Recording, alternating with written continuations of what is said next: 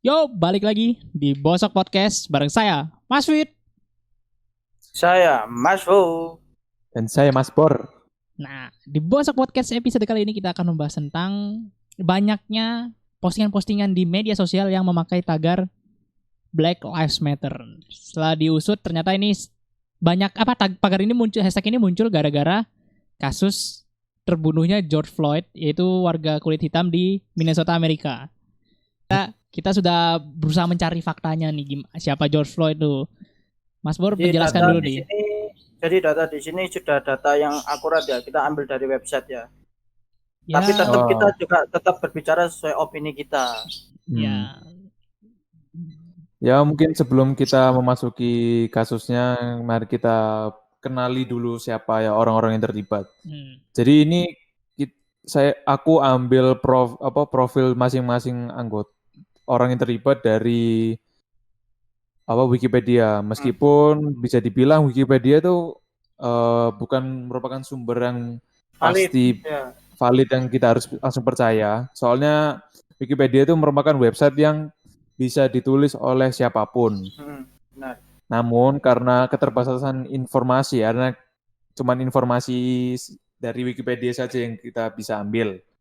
Jadi yang pertama adalah namanya George Perry Floyd, yaitu merupakan pria berketurunan Afrika Amerika.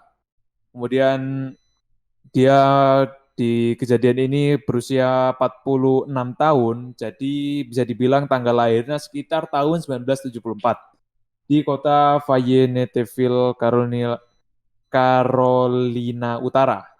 North Carolina. Carolina. Jadi berdasarkan uh, website ini, George Floyd itu sebenarnya sudah memiliki catatan kriminal sebelumnya pada Hmm. tahun 2007 hingga 2009.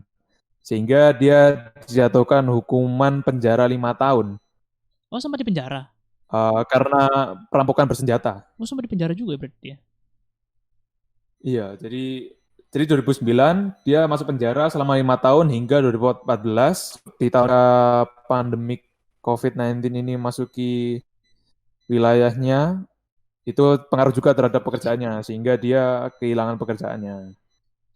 Kemudian Hmm. berikutnya adalah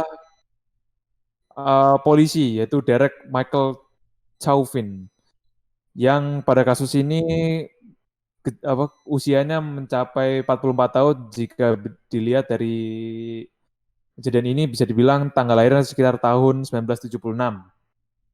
Jadi uh, menurut sejarahnya dia tuh orangnya sudah terkenal merupakan orang yang keras lah ya. Dia sering mendapatkan teguran dari departemennya. Hmm. Kemudian adalah tahu. Ini merupakan orang yang mungkin kalian sering lihat karena dia orang garda terdepan dari video Yang yang viral. disebarkan jadi dia merupakan mungkin orang dari Asia mungkin ya. Iya, Amerika Asia Amerika gitu ya. Asia itu pasti ya. Hmm. Amerika Asia. Jadi dia dia juga pernah mendapatkan gugatan berlebihan karena jadi tindakan yang keras di pengadilan sebesar $25.000. $25.000 berarti berapa tuh ya? Jadi dia itu apa ya, dituduh karena penangkapannya dia yang terlalu brutal, Oh, yang mengakibatkan gigi dan perawat ada yang patah. Anjir, sampai Kemudian patah. berikutnya adalah kemudian berikutnya adalah Thomas Kalen, usia 37, kemudian Alexander Queng usia 26 tahun. Jadi hanya itu saja informasi mengenai profil dari masing-masing orang yang berada di kejadian. Berarti kan kejadiannya ini kan si George Floyd ini kan ditangkap karena apa? Karena dia pokoknya dia kasus kriminal lah ya. Oke. Jadi menurut informasi dari mana ini ya? Dari CNBC. Hmm. Jadi apa sih namanya? Kre kremitologi apa sih? kronologinya. Kronologinya. Jadi kronologinya gini. Latar belakang terjadinya suatu masalah. Jadi George Floyd itu sedang mencoba membeli rokok di salah satu toko di kota Minnesota itu. Nah, jadi dia tuh membayar dengan uang palsu sebesar $20. Nah, karena sang penjaga ini juga melihat gerak-gerik George Floyd lumayan aneh, dia Yang coba memberitahu. mencurigakan lah. Dia mencoba memberitahu kepada George Floyd bahwa lebih baik membayar dengan uang yang asli. Karena sudah ketahuan lah. Namun dia menolak, akhirnya dia sang penjaga toko mencoba mentelepon polisi.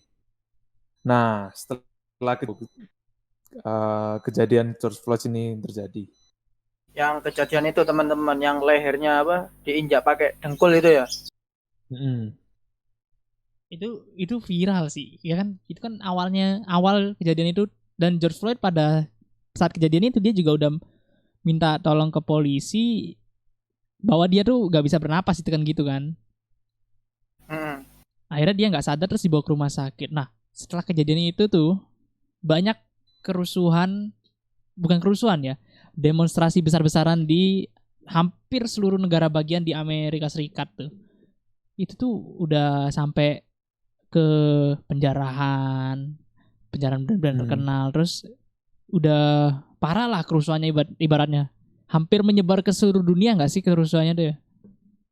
Iya, tapi kalau menurutku yang tadi masalah penjarahan itu ada salah satu netizen dari warga sana itu mengatakan bahasanya ini bukan tentang George Floyd lagi kalau itu, karena penjarahan itu adalah peluang untuk masyarakat di sana melakukan sebuah tindakan kriminal tambahan gitu loh.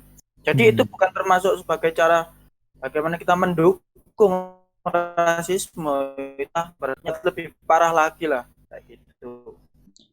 Kalau orang memanfaatkan, apalagi di tengah pandemi ini kan banyak orang yang kehilangan pekerjaan, terus ya hanya bisa berdiam di rumah, jadinya kelebihan energi mungkin. Itu pasti ada oknum yang mulai lah ya. Jadi momen ini tuh disalahgunakan gitu loh. Pasti ada oknum yang mulai ngajak untuk penjara, karena yang dijarah tuh bukan brand-brand kecil, tapi brand-brand sekelas Louis Vuitton, Vans, anehnya Nike. kok yang dijarah tuh yang udah yang dijarah tuh yang brand-brand yang emang harganya di luar jangkauan gitu loh. Dan bisa dibilang ya kalau kita pikir juga apa nyambungnya sama kasus ini juga. Iya sih. Ya emang memanfaatkan situasi. Tapi kita kembali ke kasus rasisme gimana tuh? Jadi kasus rasisme di Amerika nih cukup tinggi lah ya. Khususnya kulit sama kulit hitam ya. Iya, karena emang kulit hitam itu kayaknya didiskriminasi di Amerika sepertinya. Kalau dilansir sama Al Jazeera nih, menurut berita, sebanyak 50 negara bagian AS menduduki kematian orang kulit hitam itu di tangan polisi. Jadi kebanyakan hampir semua negara bagian kulit hitam, hampir semua negara bagian di Amerika Serikat tuh polisinya tuh banyak yang ngebunuh tuh kulit hitamnya.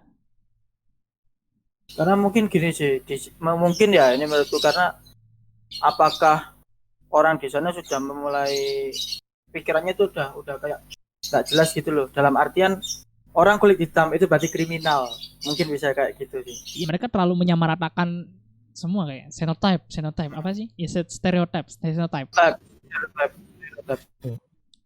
Nah, itu tuh, 3 negara bagian terbesar Amerika yaitu California, Texas, dan Florida itu memiliki jumlah pembunuhan orang kulit hitam tertinggi oleh polisi. Jadi pembunuhan polisi terhadap orang kulit hitam itu cukup tinggi di 3 negara bagian tadi.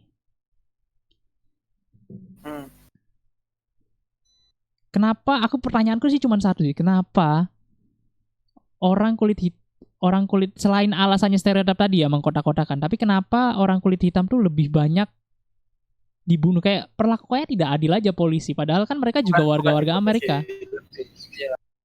Tapi bukan lebih dibunuh ya. Kalau dibunuh udah pasti orang membunuh, kayak lebih bagaimana cara menyikapinya. Lebih keras lah ibaratnya ya.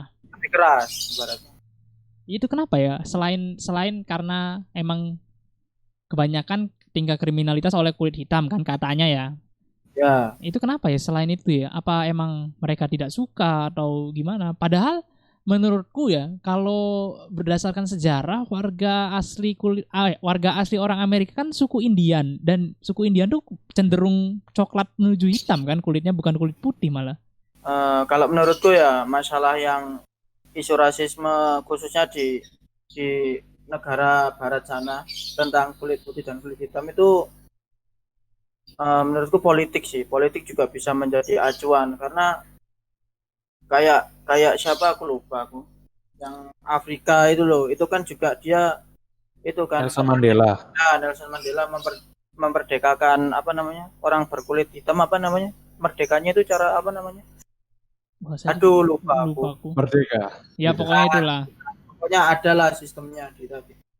Itu kan ibaratnya biar apa ya, menyamaratakan lah tentang humanity. Kita nggak usah memandang orang karena kamu ini kulit putih kulit hitam, meskipun dalam sejarahnya kan kayak orang kulit hitam itu adalah budak dari kulit putih gitu kan, kalau zaman sejarah dulu mengatakannya kan seperti itu. Di sisi lain kalau kalau kita lihat histori dari Amerika Serikat sendiri ya, karena kita bahas negara Amerika, atau kita sebelum Donald Trump jadi presiden kan juga orang kulit hitam yang jadi presiden, yaitu Barack Obama gitu kan.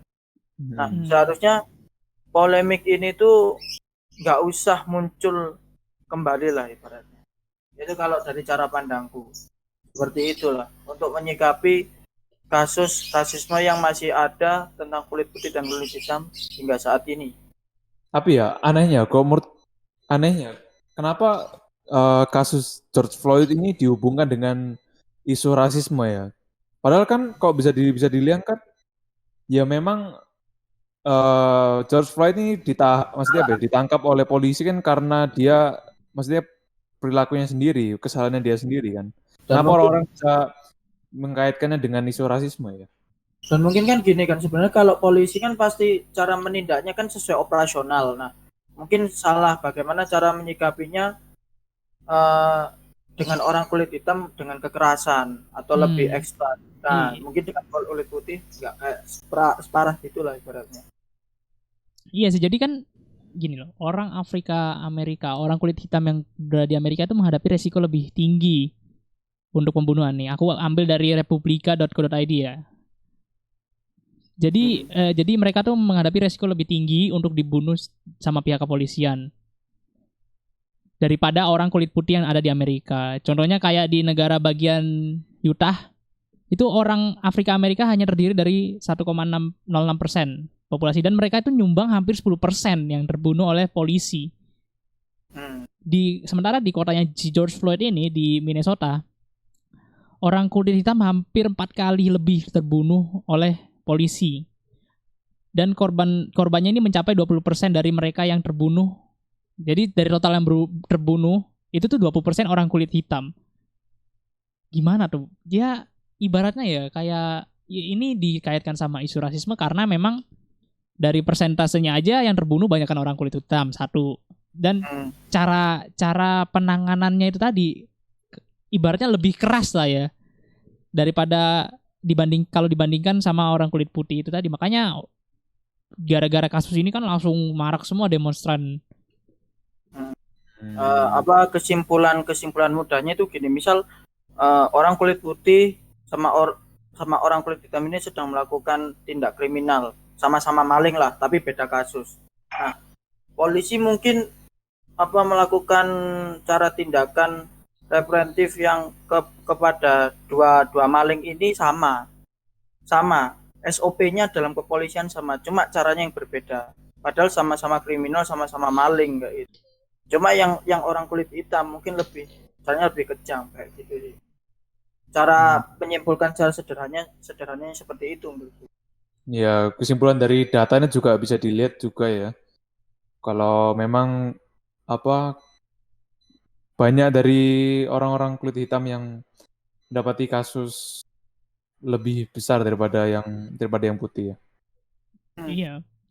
Terus apa sekarang kan Presiden Donald Trump juga apa ya? Udah ngeluarin kebijakan jam malam untuk mengurangi kerusuhan lah ya ibaratnya karena demonstrasinya udah berujung sampai penjarahan kan. Presiden Donald Trump udah dan satu statement yang hampir apa ya? Aku pernah baca nih statementnya Donald Trump yang sampai di Twitter yang sampai dibales sama beberapa artis top dunia kan kayak Taylor Swift. Nah itu kan apa ya dia kayak mengizinkan pihak keamanan sana untuk menggunakan apa ya open fire gitu loh, open fire untuk menghentikan kerusuhan. Itu kan udah ibaratnya udah apa ya? Masa sampai open fire gitu loh. Buat apa gitu loh? Apakah nggak ada cara lain selain cara open fire berarti kan adu tembak kan, pembunuhan kan untuk memberhentikan itu. Tapi peluru karet mungkin. Nggak tahu sih, tapi kalau peluru karet sama aja dong. Secara tetap aja itu termasuk ya, kasus yang berarti terlalu kerasnya, maksudnya terlalu rusuh berarti ya. Wah, kalau di sana hampir seluruh negara bagian Amerika udah mulai gerak semua. Karena mungkin orang pemikiran kapitalisme udah itu ya. Udah nggak apa ya. Kalau merasa dirinya terganggu udah dia bakal melakukan aksi mungkin itu. Beda mungkin sama kalau dibandingin sama orang Indonesia masih berpikir lah. Contoh kayak demonstrasi yang mahasiswa kemarin juga kita melakukan yang aksi, RKUHP berarti tolak ya, RKUHP.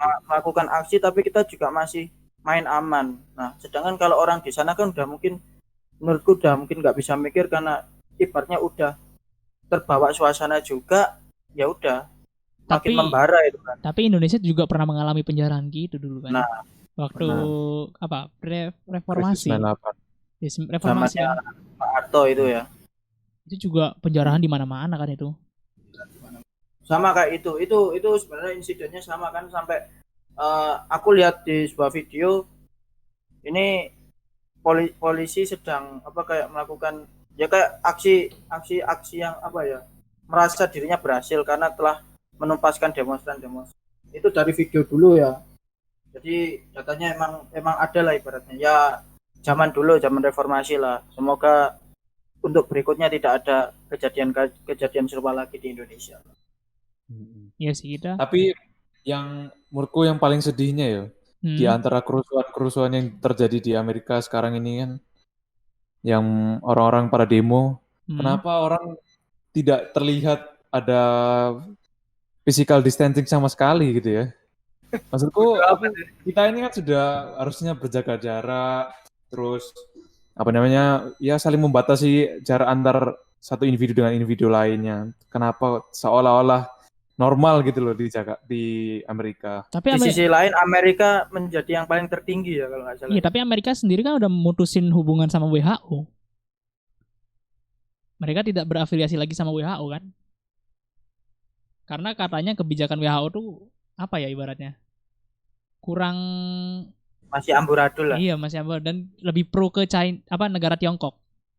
Nah, ini jadi masalah atau polemik baru lagi sih. Padahal udah ngerti kondisi Amerika Serikat memang lagi untuk positif COVID-19 itu udah banyak itu loh. Untuk data negara di dunia ya. Di sisi lain Amerika juga nggak sepakat sama WHO yang katanya Mas Fit tadi itu bisa jadi permasalahan yang ibaratnya udah jatuh tertimpa tangga. Enggak, gitu, justru tapi WHO tuh kan dapat dana dari Amerika cukup besar. Justru WHO mengharapkan Amerika kembali. Kebingungannya itu di situ. Karena emang kalau udah bahas negara itu emang cuma dua negara ini, Cina sama Amerika itu lah. Kalau di era sekarang ya karena emang lagi ibaratnya perang dagang, perang hampir di segala itu. Kacau sih. Apalagi sebelum pandemi ini kan, wah mungkin ada kalian ingat nggak? Mungkin ada isu bahwa mau ada perang dunia ketiga. Iran kan? Dengan Iran. Apalagi kematian jenderalnya sampai red terus flag kan udah perang ya. dagang Cina sama Amerika juga kacau bro. Iya. Banyak kok. Korea Utara itu kan juga mau itu kan. Tapi Korea Gara-gara Utara udah damai sama Korsel kan? Bukan damai ya, maksudnya kedua pimpinannya Kim Jong Un sama satunya Korsel tuh udah ketemu kan? Kalau ya udah, jangan terlalu bahas negara, kita bahas yang rasisme saja, oke? enggak, kalau di Indonesia Oke. sendiri rasisme ada. Pasti ada Rasisme kan? ada. Pasti ada. Dan di lingkungan pertemanan kita juga mungkin ya banyak-banyak sebutan yang rasis lah ya. Misalkan,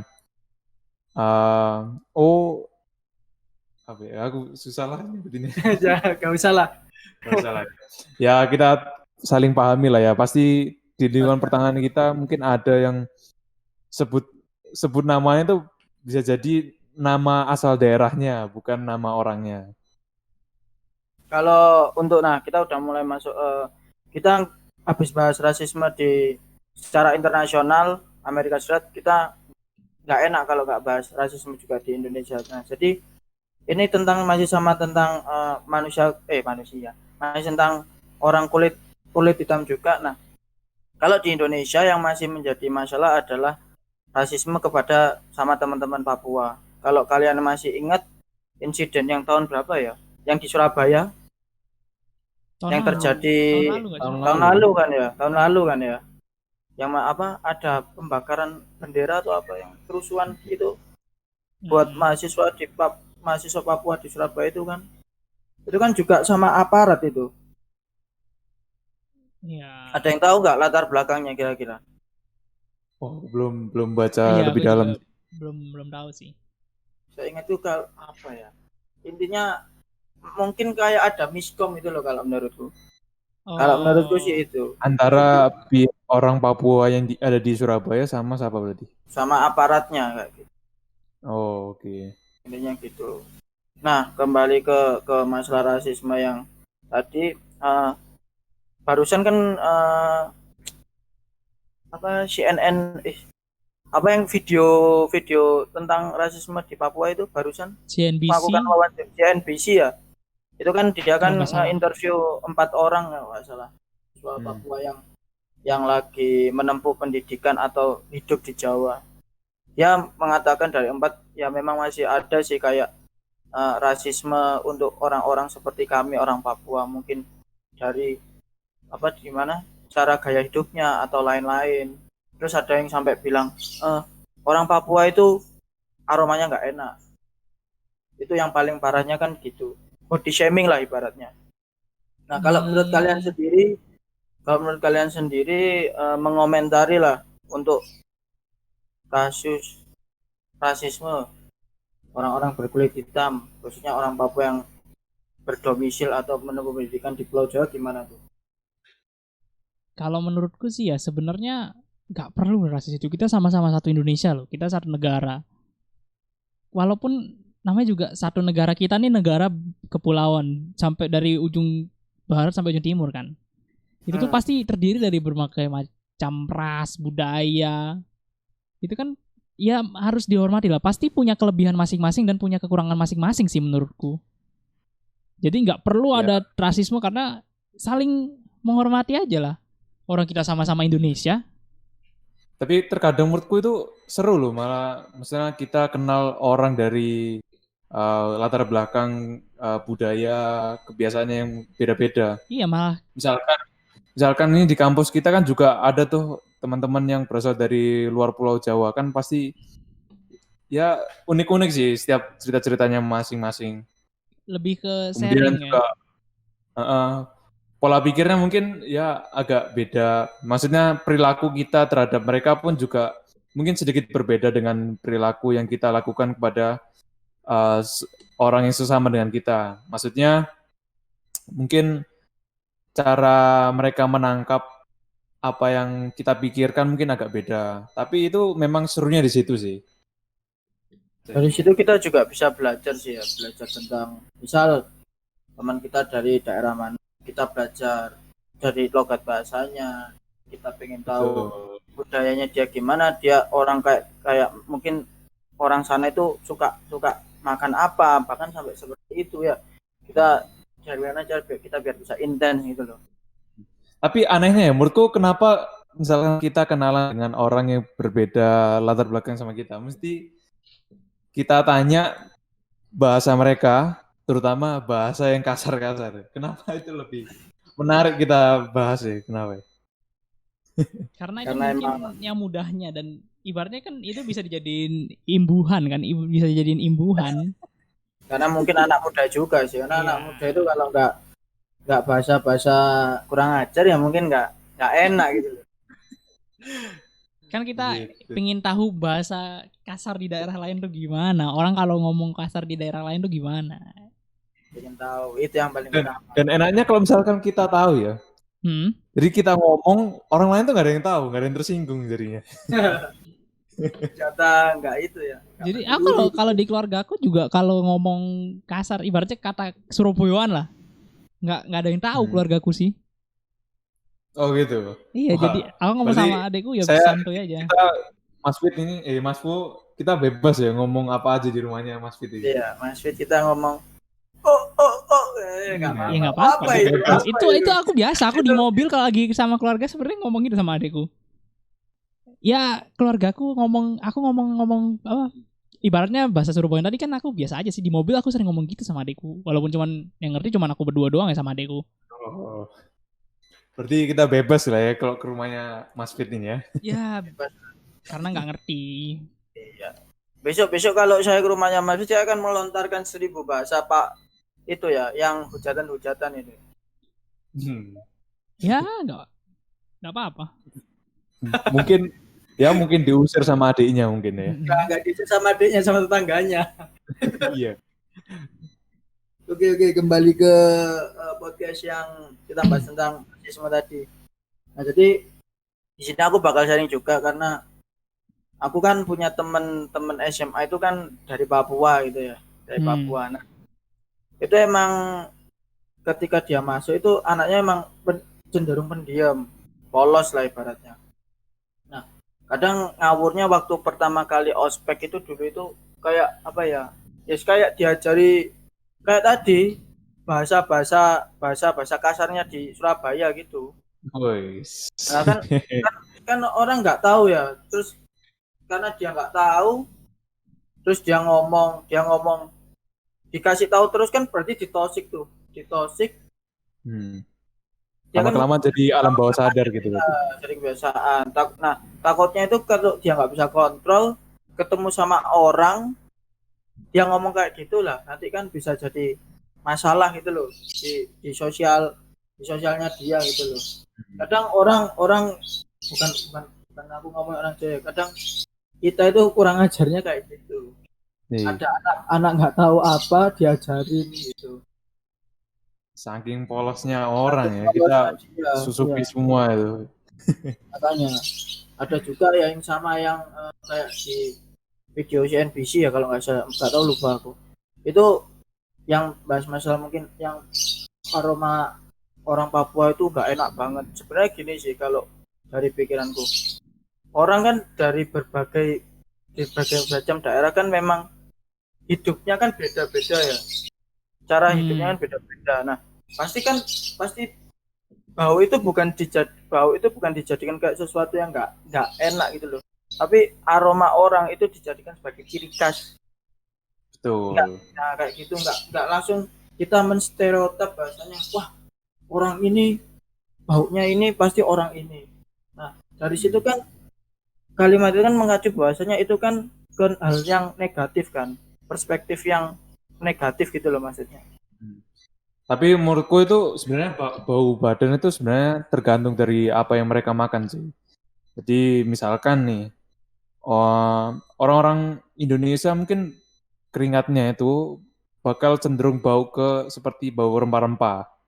Sama halnya kalau misalkan kalian bertemu orang India, mungkin cenderungnya itu ya rasanya seperti bau rempah-rempah dari asal India. Sama halnya juga kalian misalkan ketemu di luar negeri. Nah, misalkan mana ya? Misalkan Inggris deh. Orang-orang Inggris itu baunya itu bau keringat mereka itu bau-bau keju, susu. Betul. Beneran itu ya?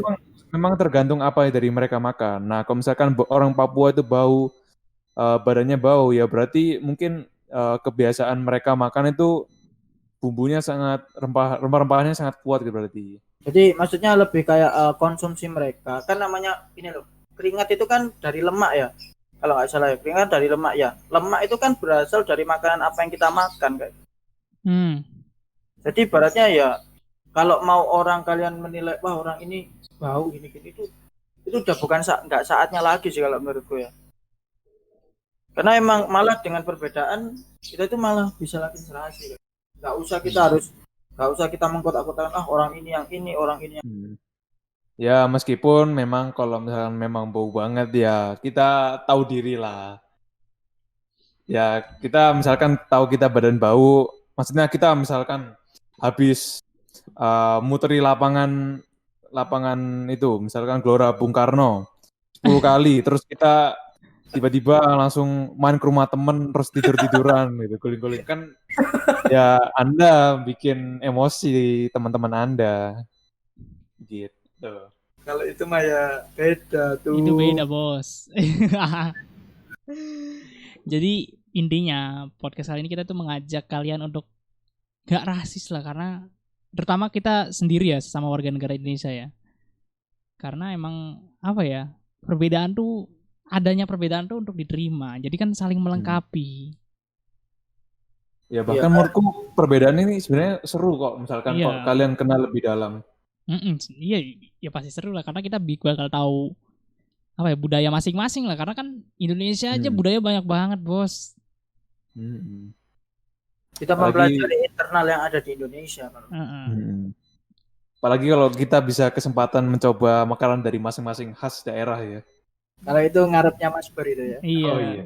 Untuk podcast makanan bisa dilihat di ujung situ. Iya. Makin canggih kemarin gitu ya.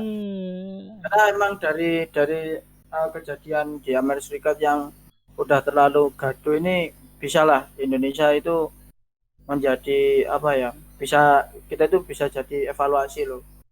Oh kalau Indonesia itu bisa lebih tertib lah, bisa lebih damai. Kan Indonesia kan tipikal orangnya itu masih rasisme terhadap suku, ras, apalagi agama kan. Seharusnya itu bisa lah kita down. Gimana caranya itu kita untuk belajar untuk tidak menjadikan itu menjadi permasalahan yang ada di sosial masyarakat kita. Penyakitnya itu satu sebenarnya kalau menurutku, stereotip. Jadi orang memandang satu orang itu udah melihat semuanya kayak gitu. Jeleknya itu di situ. Orang kita hidup ini damai semua. Ya sudah, silakan Mas Wid. Kita sudah berada di ujung podcast tentang rasisme ini ya. Ini tentang rasisme lah ya jatuhnya ya. Kita mendukung sampai kita menggunakan kaos hitam. Kita mengikut serta dalam gerakan Black Lives Matter. Melawan rasisme. Iya, kita melawan rasisme. Jangan lupa, seperti biasa kalian klik subscribe. Kalau masih merah, berarti kalian belum klik subscribe di bawah sini. Ada lonceng juga dinyalain. Untuk Spotify, link ada di deskripsi. Dan kita juga minta like-nya. Bantu share juga ya ke teman kalian kalau kalian nonton. Kalau kalian nonton, tolong temannya disuruh share biar banyak.